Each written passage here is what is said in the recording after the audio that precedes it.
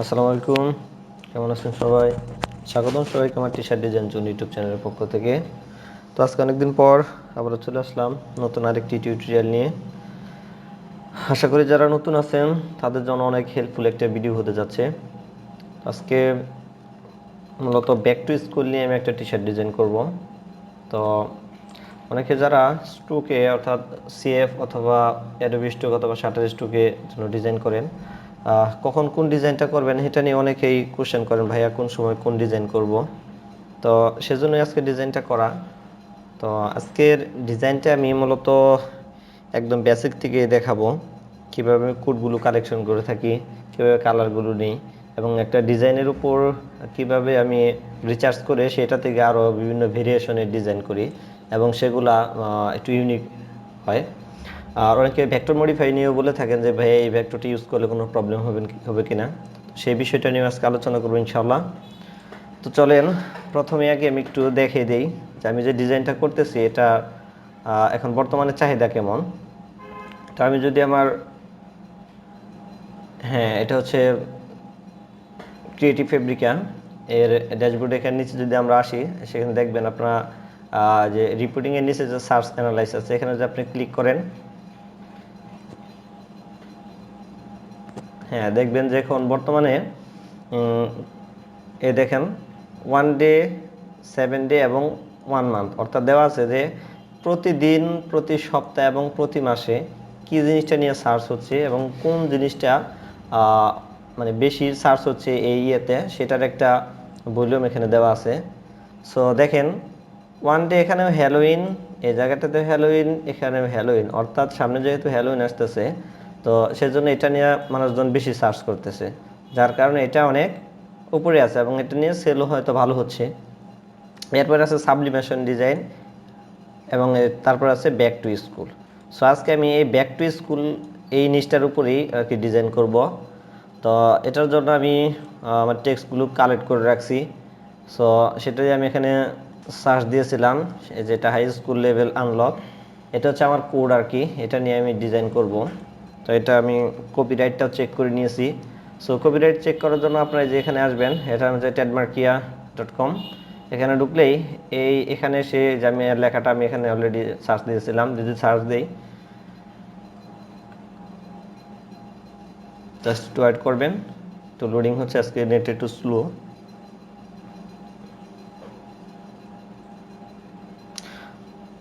Just wait.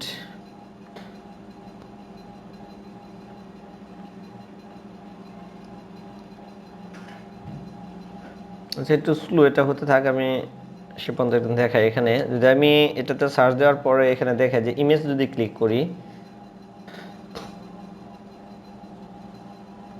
একটু নেটটা slow, দেখেন এই কোডটা দিয়ে অনেক ডিজাইন আছে এখানে। আপনি যদি চান এখান থেকে 10টা 15টা 20টা ডিজাইন দেখলেন, দেখে এখান থেকে আপনি একটা ভেরিয়েশন নেবেন যে আসলেও কী ইউজ করছে। দেখেন যে হাই স্কুল লেখাটা উপরে কার্ভ করছে, দেন হচ্ছে এর নিচে একটা ভিনটেজের কালার ইউজ করছে, তার উপরে একটা গেম কন্ট্রোলার নিছে, তার উপরে একটা হলো ক্যাপ ইউজ করছে, যেটা গ্র্যাজুয়েশন ক্যাপ বলে থাকি আমরা। সো এরকম দেখেন আরও সবগুলোতেই মোটামুটি গেম কন্ট্রোলারটা কিন্তু কমন। দেখেন সবগুলোতে গেম কন্ট্রোলার হচ্ছে কমন আর কি। তো তার মানে একটা আইডিয়া হয়ে গেল যে আমরা এই ডিজাইনের জন্য কি একটা গেম কন্ট্রোলার নিতে পারি। এবং আমার টেক্সটটাকে কীভাবে সাজাবো সেটার উপর ভিত্তি করে আমার ডিজাইনটা আরও সুন্দর হবে। আমি এই ডিজাইনকে সুন্দর করার জন্য কিছু টিপস দিয়েছিলাম। আপনারা যারা নতুন আছেন দয়া করে প্লেলিস্টে গিয়ে দেখবেন যে ওখানে ডিজাইনের টিপ অ্যান্ড ট্রিক্স নামে একটা প্লেলিস্ট আছে, ওখানে আপনারা 5 নাম্বার অথবা 4 নাম্বার একটা ট্রিক্স দিয়েছি আমি, কীভাবে ডিজাইন সুন্দর করা হয় সেটা দেখলে আশা করি আপনাদের কনসেপ্ট আর ক্লিয়ার হয়ে যাবে। সো আমি একটু ব্যাক করতেছি আবার trademarkia.com-এ। এখানে দেখেন যে আমি যে টেক্সট নিয়েছিলাম সেটা দিয়ে সার্চ দিছি। অলরেডি আমি এখানে কান্ট্রি সিলেক্ট করে দিয়েছি ইউনাইটেড স্টেট, যেহেতু আমাদের অধিকাংশ যারা ভাইয়ার যারা আমাদের ডিজাইনগুলো এখান থেকে নিয়ে যায় অর্থাৎ ক্রয় করে, তারা বেশিরভাগই দেখা যায় ইউনাইটেড স্টেট থেকে আসে। এইভাবে আপনারা কান্ট্রি দিয়ে দিয়ে সিলেক্ট করে দেখবেন। আমি জাস্ট একটাই দেখাচ্ছি এবং অন্যগুলোতেও নাই, আমি দেখছি আর কি। সো সেই কারণে আমি টেক্সট এখান থেকে আমি কালেক্ট করলাম। তো এখান থেকে আমি কপি করে আমার এখানে আমি নিয়ে আসতেছি। সো এখানে আমি রাখলাম, এটা হচ্ছে আমার মেন টেক্সট। এবং হচ্ছে এরপরে কালার, যেহেতু এটা স্কুল রিলেটেড অর্থাৎ বাচ্চাদের জন্য হবে, তাহলে অবশ্যই এখানে একটু সুন্দর টাইপের কালার নিতে হবে। সো আমি কালার এখান থেকে যদি দেখাই, যে এই যে এখান থেকে আপনারা এই যে এই ধরনের যে কালারগুলো আছে এগুলো থেকে নিয়ে আপনি একটা কালার প্যাড তৈরি করবেন। দেখেন এই যে সব কালারগুলি আমার যে কালারগুলো নেওয়া আছে এগুলোর সাথে কিন্তু মিলে গেছে, এই যে এখানে দেওয়া আছে। সো এই যে এটাতে আছে, যে এটাতে আছে, এখান থেকে আপনারা এই কালারগুলো নিয়ে সুন্দর করে আইড্রপার দিয়ে পিক করে একটা প্লেট বানিয়ে রাখতে পারেন। সো সেখান থেকে আপনারা পিক করে পরে কালারটা দিবেন। সো আশা করি এটা নিয়ে প্রবলেম হবে না। সো চলেন তাহলে ডিজাইন শুরু করা যাক। তো আজকে ডিজাইনটা করার জন্য আমি যেহেতু গেম কন্ট্রোলার বললাম যেটা হচ্ছে কমন, সো সেই কারণে আমি কিন্তু একটা কন্ট্রোলার এখানে নিয়ে রাখছি। কারণ যদি টোটাল মানে কীভাবে ডাউনলোড করতে হয় এগুলো সব কিছু নিয়ে দেখায়, একটা ভিডিও লেন্থ প্রায় 40 থেকে 50 মিনিট হয়ে যাবে। তো এত বড় ভিডিও দিলে মানুষ দেখতে চায় না, যার কারণেই আমি আগে থেকে সব কালেক্ট করে রাখি। তারপরে এটার যে আমি যদি দেখাই, হ্যাঁ এই যে এটা হলো আমার মূলত কালেক্ট করা। তো এবার হচ্ছে একটু ভেক্টর নিয়ে কথা বলি, যেহেতু ভেক্টর নিয়ে আমি অনেক কোশ্চেন পাই সেজন্য এটা নিয়ে বলতেছি। তো দেখেন এটা আমি এখান থেকে একটা ভেক্টর নিছি। তো যদি এখানে বলি আমি, দেখেন এখানে গেম কন্ট্রোলার কিন্তু একটা না, মোটামুটি কয়টা আছে, প্রায় গেম কন্ট্রোলারই আছে মনে হয় 10 থেকে 12টার মতো। দেখেন তো এই 12টা থেকে যদি আমি একটা কন্ট্রোলার নিয়ে কাজ করি তাহলে এটা কিন্তু আমার কপিরাইটের আন্ডারে পড়বে না। কারণ হচ্ছে কেন, আর এটাকে আমি মডিফাইও করব। কারণ হচ্ছে এখানে যদি একটা যদি কন্ট্রোলার থাকতো, তার মানে কি একটা ডিজাইনের মধ্যে যদি একটা কন্ট্রোলার থাকে, সেটাকে যদি আমি কেন্দ্রিক করে মানে সেটাকে মডিফাই না করে হুবহু ইউজ করি তাহলে সেটা কপিরাইটের আন্ডারে পড়ার সম্ভাবনা থাকে। কিন্তু আমি যখন এরকম একটা বান্ডেল থেকে নিয়ে ছোট ছোট এলিমেন্টগুলো নিয়ে ডিজাইন করব তখন সেটা কখনো কপিরাইটের আন্ডারে পড়বে না। তো আশা করি যারা এই কপিরাইট ভেক্টর নিয়ে আমাকে কোশ্চেন করেন তাদের জন্য বিষয়টা ক্লিয়ার হয়ে গেল। আমি আবারও বলতেছি, যদি কখনো বান্ডেল থেকে নিয়ে ছোট ছোট ভেক্টর সেগুলো আপনি ইউজ করেন আপনার ডিজাইনে, তাহলে কখনো সেগুলো কপিরাইটের আন্ডারে পড়বে না।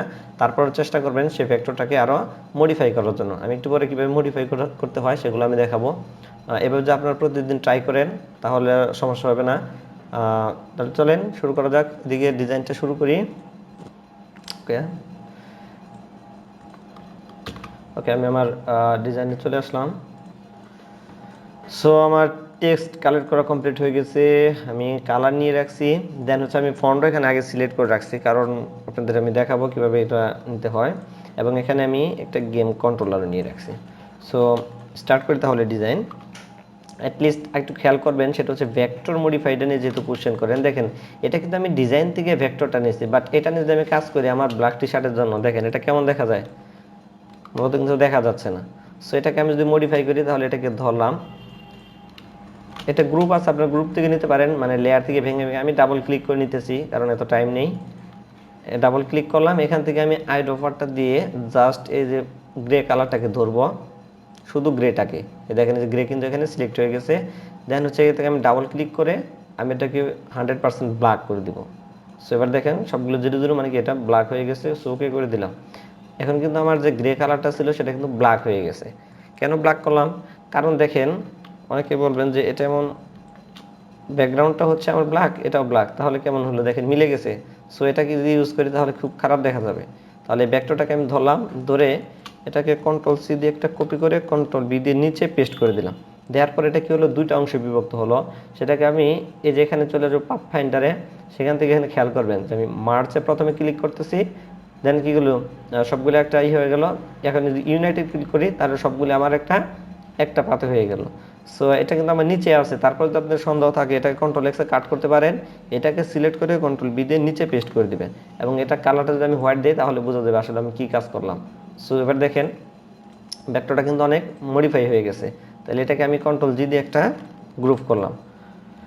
সো আশা করি এতটুকু বুঝতে পারছেন। যদি না বুঝেন অবশ্যই কমেন্ট বক্সে জানাবেন, আমি চেষ্টা করবো আরও ক্লিয়ারলি আপনাদের বুঝিয়ে দেওয়ার জন্য। সো এটাকে আমি একটু অ্যালাইন করে নিই, মিডলে অ্যালাইন করে নিলাম। সো চাইলে আর একটু বড় করে নিতে পারি এবং এখান থেকে গাইড ইউজ করতে পারি, অর্থাৎ রুলার। আপনারা চাইলে এখান থেকে নিয়ে আসতে পারেন, বাট সংক্ষেপে হচ্ছে কন্ট্রোলার। আমি শর্টকাট ইউজ করি কারণ টাইম বাঁচানোর সুবিধার্থে শর্টকাট করতে হয় আমাকে। সো এটাকে আমি নিয়ে আসলাম। ওকে, সো এবার হচ্ছে আমার টেক্সটকে আমি সাজাবো। সো আমি যেহেতু আপনাদের দেখালাম যেখানে কার্ভ করে দিয়েছিল তাহলে আমি সেইভাবে দিব। তার আগে আমি একটু এটাকে 3টা লাইনে বিভক্ত করে নিই। 3টা লাইনে বিভক্ত করে নিলাম, এটাকে আমি কাট করে দেন হচ্ছে এখানে পেস্ট, এটাকে আবার কাট করে নিয়ে আসলাম, দেন হচ্ছে এখানে আমি পেস্ট করে দিলাম। সো ওকে, তাহলে আমি এইটার অংশটা এখানে রাখবো, দেন হচ্ছে লেভেলটাকে আমি এই জায়গায় রাখবো, আর এটাকে আমি এই পাশে রাখবো। সো মোটামুটি আমার টেক্সটের যে অ্যালাইনটা অর্থাৎ টেক্সটের যে এরিয়াটা সবগুলো আমি মোটামুটি ক্লিয়ার করে নিলাম। এবার হচ্ছে আমাকে সুন্দর করে সাজাতে হবে, এর জন্য আমি কি করলাম, এটাকে একটা ফন্ট দিতে হবে, এটাকে একটা ফন্ট দিতে হবে, এটাকে একটা ফন্ট দিতে হবে। সো অ্যাটলিস্ট উপরে যেটা সেটাকে আমি এই ফন্টটা দিয়ে নেই, আমি আগে ফন্ট সিলেকশন করি, তারপর আপনাদের আমি এই ফন্টের নামগুলো অবশ্যই দিয়ে দিব। এটাকে এই ফন্টটা দিব, দেন হচ্ছে এটা এই ফন্ট থাকবে, ওকে এটাই। সো ঠিক আছে, আমি আপনাদের আগে ফন্টের নামগুলো দিয়ে নেই। ওকে 1 2 আচ্ছা 3। সো এটাকে সিলেক্ট করি আগে,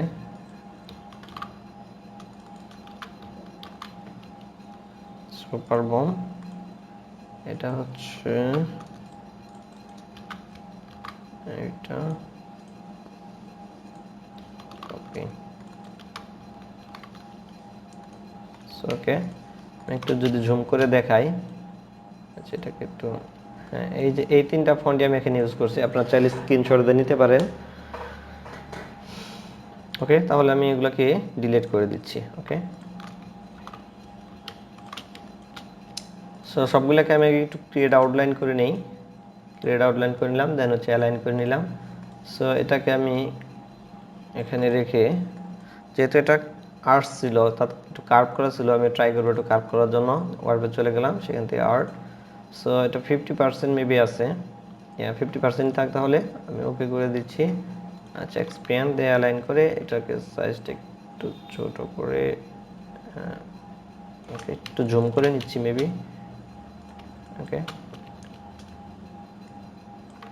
ওকে, সো এটাকে আমি নিচে, সরি এটাকে আমি নিচের দিকে নিয়ে আসবো, এতটুকু। দেন হচ্ছে এই লেভেলটাকে চাইলে আমি আর একটু বাড়াতে পারি এতটুকু। সো ওকে, এটাকে নিচের দিকে, অ্যান্ড হচ্ছে এটা এখানে থাক, একদম ওকে করে দিলাম। ওকে, আমার ডিজাইন মডেলটা ওকে। এবার হচ্ছে আমি এটাকে কালার দিব।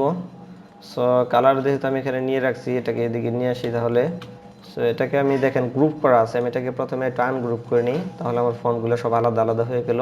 সো এটাকে ক্লিক করে আইডোপার দিয়ে দেখেন, যেখানে আইডোপার আছে সেটা দিয়ে আমি সিলেক্ট করে লাল কালারটা দিয়ে দিলাম। দেন আবার এটাকে সিলেক্ট করে আবার আইডোপার দিয়ে এটা দিয়ে দিলাম। দেন হচ্ছে আবার হচ্ছে এটাকে সিলেক্ট করে আইডোপার দিয়ে দিয়ে দিলাম। তো এভাবে আপনারা কালারগুলো পিক করবেন, আমি সবগুলো একটু পিক করে দিয়ে দিচ্ছি। ওকে, সবগুলোকে এবার হচ্ছে সবগুলোকে ধরে জাস্ট একটা গ্রুপ করলাম, কন্ট্রোল জিতে গ্রুপ। দেন হচ্ছে এটা এভাবে থাক, এখানে আমি একটু কাজ করব, এটাকে চাইলে একটু ছোটো সাইজ করে নিতে পারি। ওকে আচ্ছা, ওকে ছোটো থাক, এতটুকু থাক, এটাকে তাহলে নিচের দিকে নিয়ে আসবো এতটুকু। সো আনলক এই কালারে রাখবো, এটাকে আমি কালার দিতে চাচ্ছি, তাহলে এটাকে আনগ্রুপ করলাম। দেন হচ্ছে খেয়াল করি 1 2 3 4 5টা, অর্থাৎ 5টা যেহেতু আছে তাহলে 1, এই হলো 5, এটা অর্থাৎ এগুলো সব এক কালার হবে, রেড কালার দিয়ে দিলাম। দেন হচ্ছে এটার পরে মেবি এটাকেও আমি কালার দিয়ে দিচ্ছি, অর্থাৎ আমি টাইম বাঁচানোর সুবিধার্থে একসাথে কালার দিচ্ছি। এটার সাথে এটা দিব একটা কালার, এই কালারটা দিলাম, লাস্টের এটাকে আমি এই কালারটা দিয়ে দিচ্ছি। ওকে, সবগুলোকে ধরবো, ধরে কন্ট্রোল জি দিয়ে, ওকে তার আগে এই দুটাকে আমি লক করে নিচ্ছি। ওকে, এবার হচ্ছে কন্ট্রোল জিতে গ্রুপ, দেন হচ্ছে ওকে কন্ট্রোল জেড দিলাম। ওকে, তাহলে আনলক এটা এভাবে রয়ে গেল। সো এই দুই পাশটা একটু ফাঁকা ফাঁকা লাগতেছে, চাইলে আমি আদার্স আরও ভেক্টর আছে সেগুলো ইউজ করতে পারি। তো আমার কাছে আরেকটা ভেক্টরসের ফাইল আছে, এখানে দেখেন এটা কিন্তু একটা বান্ডেল। যেহেতু আমি টি শার্টটা ডিজাইন করতেছি কাদের জন্য, যারা স্কুলের স্টুডেন্ট অর্থাৎ বাচ্চাদের জন্য, অবশ্যই তাহলে স্কুলের যে এলিমেন্টগুলো আছে অর্থাৎ ইনস্ট্রুমেন্টগুলো আছে সেগুলো অবশ্যই এখানে আমি ইউজ করতে পারি। সো সেখান থেকে আমি কিছু টুলস নিব। সাপোজ এটা নিতে পারি, এটা নিয়ে আসলাম কপি করে। এখানে একটু প্রবলেম আছে, যদি চাই এটা আপনারা শেপ বিল্ডার দিয়েও কাটতে পারেন অথবা এমনিতেও এডিট করে নিতে পারেন। আমি শেপ বিল্ডার ইউজ করতেছি, জাস্ট এটাকে কেটে নিলাম। সেবার হচ্ছে ওকে, এটাকে ধরে একটু সাইজটা আমি ছোট করে এই পাশটার এদিকে ইউজ করব, এই পাশটা ইউজ করব।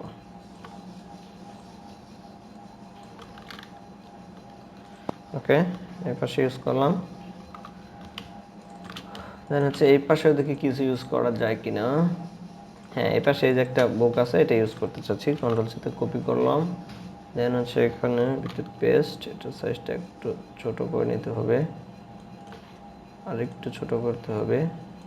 আর এটাকে চাইলে আমি কিন্তু এখানে ইউজ করতে পারি, জাস্ট এই জায়গাটাতে ইউজ করতে পারি। হ্যাঁ, ওখানে ইউজ করা যাবে, আমি এই জায়গাটাতে ইউজ করে দিলাম। সো এটা, হ্যাঁ ওকে ঠিক আছে।